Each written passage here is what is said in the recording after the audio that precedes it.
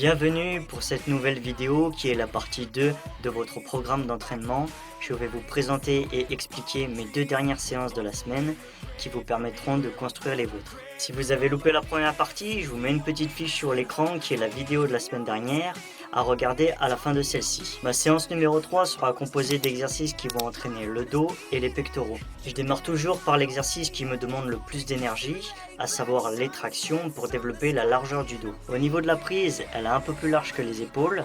Il faut bien penser à les abaisser lors de la montée afin de tirer avec le dos et non avec les bras.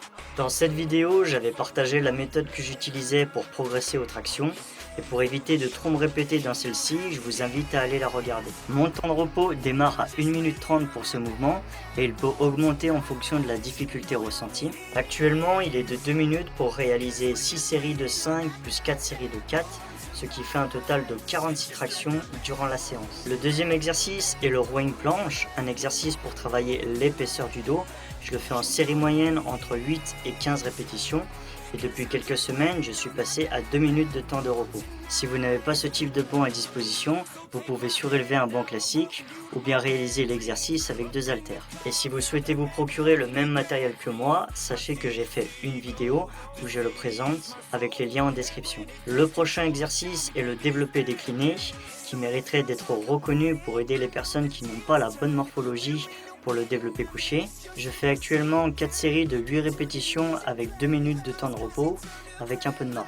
J'utilise un cycle de progression spécial pour les exercices polyarticulaires. Vous pouvez le retrouver en détail dans cette vidéo.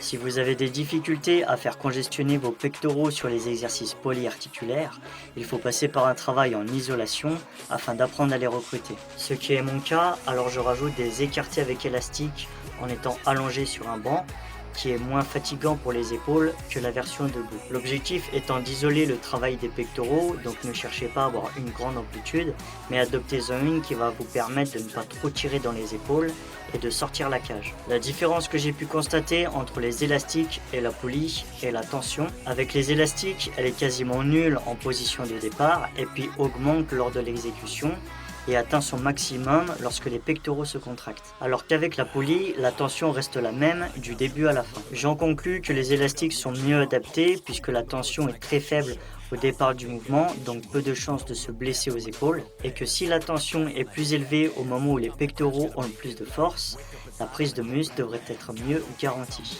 Puis nous arrivons à la 4e et dernière séance. En général, je le fais le vendredi, c'est celle des jambes. Je débute avec du squat avant afin d'éviter de me mettre une charge sur le dos en m'entraînant dans une fourchette de 6 à 10 répétitions. C'est le même cycle que j'utilise au développé décliné. Là, vous pouvez voir que j'ai mis une ceinture. C'est un sujet qui fait souvent débat en musculation. Certains disent de la mettre si vous mettez lourd, ce qui ne veut pas dire grand-chose. Maintenant, mon point de vue est que la ceinture va vous permettre de renforcer votre gainage afin de ne pas vous blesser le dos. Son utilisation doit suivre votre progression, elle ne doit pas être un prétexte pour augmenter la charge avec un poids beaucoup plus élevé que d'habitude. Et c'est dans cette logique-là que je vous recommande de porter la ceinture au squat. Je poursuis avec du soulevé de terre jambes tendues, un exercice pour la partie postérieure.